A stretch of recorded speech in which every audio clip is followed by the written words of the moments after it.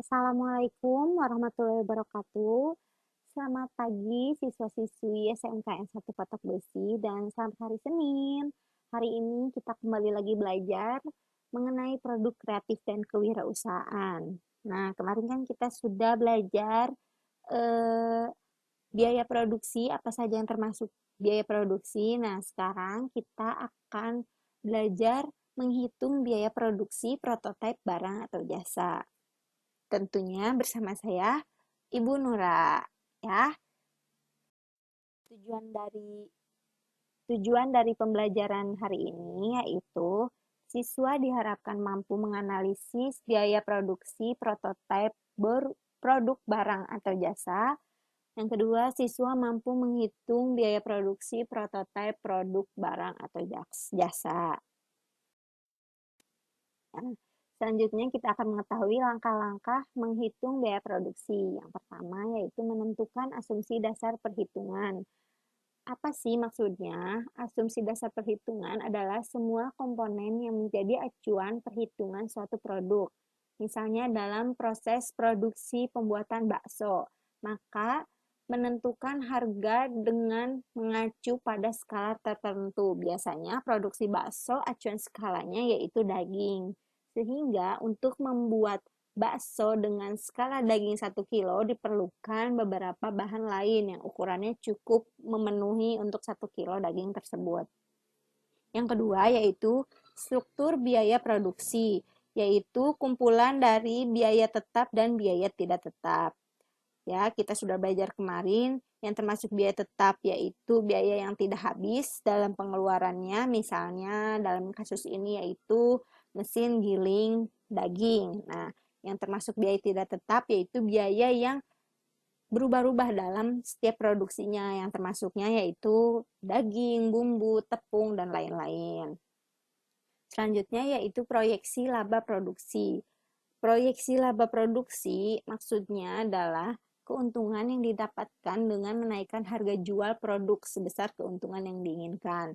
Misalnya, kita mengambil keuntungan 50%, maka harga jual produk dinaikkan sebesar 50% dari harga pokok produksi.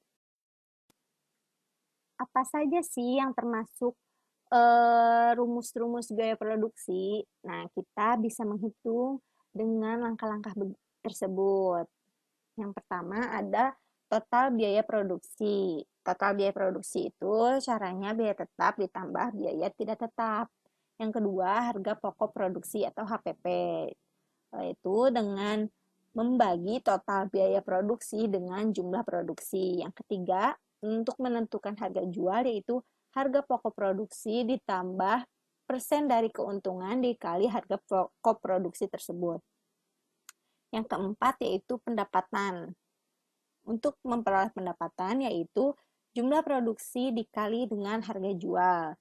Yang kelima dan yang terakhir kita akan mengetahui laba atau rugi produksi yaitu dengan cara pendapatan dikurangi dengan total biaya produksi. Seperti itu. Supaya tidak pusing, kita lanjut ke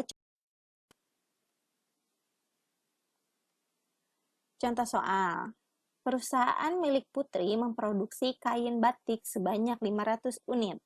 Dalam proses produksi, perusahaan batik tersebut mengeluarkan biaya tetap sebesar 20 juta rupiah dan biaya tidak tetap sebesar Rp26.000 untuk tiap unit kain batik.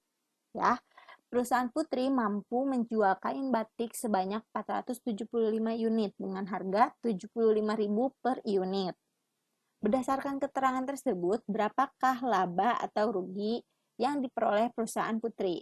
Nah, kita kan sudah tahu ya rumus-rumusnya seperti slide sebelumnya. Nah, sekarang kita akan coba menghitung laba atau rugi nih yang diperoleh perusahaan Putri.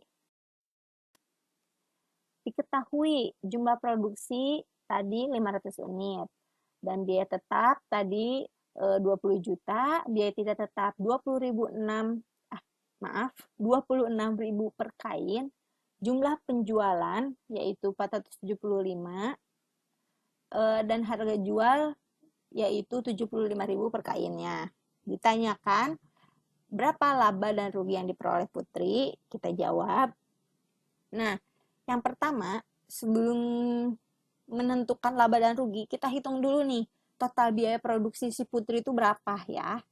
Total biaya produksi yaitu tadi biaya tetap ditambah biaya tidak tetap. Ya, seperti yang diketahui, biaya tetapnya 20 juta rupiah dan biaya tidak tetapnya yaitu 26.000 per kain. Sehingga kita akan menjumlahkan 20 juta rupiah ditambah 26.000 dikali 500 unit. Kenapa dikali 500? Karena si Putri ini memproduksi 500 unit dan biaya tidak tetapnya itu 26.000 per kain, sehingga biaya tidak tetap ini dikali ke jumlah produksi ya, yaitu sebesar 13 juta rupiah, sehingga mendapatkan hasil dari 20 juta ditambah 13 juta yaitu 33 juta rupiah.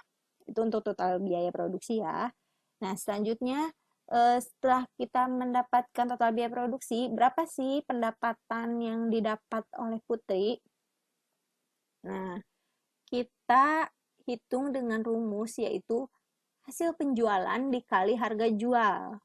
Nah, hasil penjualannya Putri yaitu sudah menjual 475 kain. Nah, harga jualnya itu 75.000 per kain, sehingga dikalikan saja menjadi 35.625.000 rupiah. Gitu.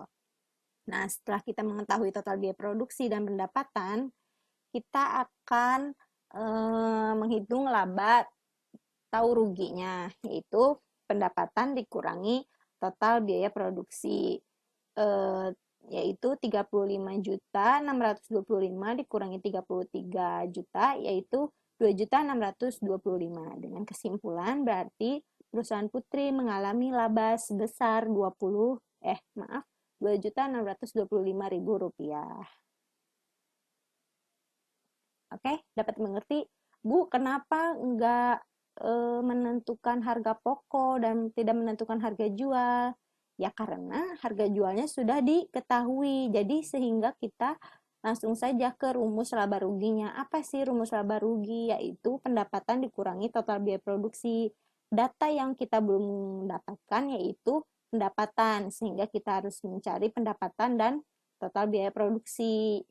Nah, jadi tidak perlu repot-repot, tenang, dan rumus sudah tertera, oke? Nah, ini dia soal latihan untuk kalian. Nah, ini yang pertama, yaitu ada satu soal yang ditunjukkan untuk 2 nomor, ya, bisa dibaca dan dipahami dulu pertanyaannya. Ya, kita baca bersama-sama ya. Gilang adalah seorang CEO perusahaan saus tomat. Sebelum memasarkan, dia harus menentukan harga jual dari produk saus tomat tersebut. Biaya tetap untuk membuat saus tomat sebesar 3 juta rupiah. Dan biaya tidak tetap sebesar 6 juta rupiah. Setiap bulan, perusahaan Gilang memproduksi sebanyak 1.500 botol saus tomat. Keuntungan yang ingin diperoleh yaitu 50% dari harga pokok per botol. Maka berapa harga jual yang harus ditetapkan oleh Gilang? Nah, di sini kan kita menanyakan harga jual. Nah, kalian tinggal hitung-hitung dari total biaya produksinya berapa, harga pokok produksinya berapa, sehingga kita dapat mengetahui harga jual. Yang kedua, pendapatan per bulan dan keuntungan. Ya, berarti ini ada 2 pertanyaan, ada pendapatan dan keuntungan per bulan yang dihasilkan oleh Gilang. Oke? Soal ketiga yaitu perhatikan usaha yang ada di sekitar Anda atau usaha mandiri yang Anda miliki. Kemudian analisis. Nah, sebenarnya tugas minggu kemarin itu sudah ada beberapa siswa yang sudah mulai menghitung ya. Nah, kurang lebih seperti itu, tapi sebenarnya yang kemarin itu belum ya. Nah, sekarang ini baru nih kita akan hitung. Jadi, kalian amati nih usaha mandiri yang ada di sekitar, misalnya usaha gorengan. Nah, sebutkan dan hitung biaya produksi yang diperlukan. Nah, usaha gorengan yang diperlukan itu apa? Ada biaya tetap dan biaya tidak tetap. Nah, biaya tetapnya itu bisa gerobak, wajan, kompor ya. Karena itu termasuk biaya tetap yang tidak berubah-ubah. Nah, ada biaya tidak tetapnya, apa itu? sayuran, tepung, bumbu, dan lain-lain. Nah, kalian analisis harga-harganya, oke? Nah, setelah itu tentukan harga pokok produksi. Nah, tentukan harga pokok produksinya, harga satu misalnya untuk menjual bala-bala. Nah, satu bala-bala itu harga pokoknya berapa sih? Nah, kemudian tentukan harga jualnya. Tentunya dalam menentukan harga jual yaitu kita harus meningkatkan juga atau memasukkan juga keuntungan yang ingin kita dapatkan. Nah, terus kemudian tentukan pendapatan per bulannya. Nah, misalnya pendapatan per harinya segini, tinggal dikalikan saja untuk 30 hari itu karena kan pertanyaannya 1 bulan, oke? Dan terus kemudian pertanyaan terakhir yaitu tentukan laba dan ruginya. Tentunya selama sebulan ya, atau per hari juga mangga ya. Semoga dapat dimengerti, oke? Maksud dari pertanyaan ini. Nah, tugas dikumpulkan melalui link Google Form yang telah tersedia. Nanti jangan lupa dalam mengerjakan tugas itu bisa kalian tulis tangan ataupun diketik ya, bebas. Gimana kalian aja. Mau ditulis tangan terus difoto mangga. Mau diketik terus dikirim ke link sini mangga. Kalau misalnya Bu nggak punya kuota, Bu nggak ada HP, ya udah tulis tangan dan kirimkan ke sekolah ya. Ibu tunggu sampai hari Jumat.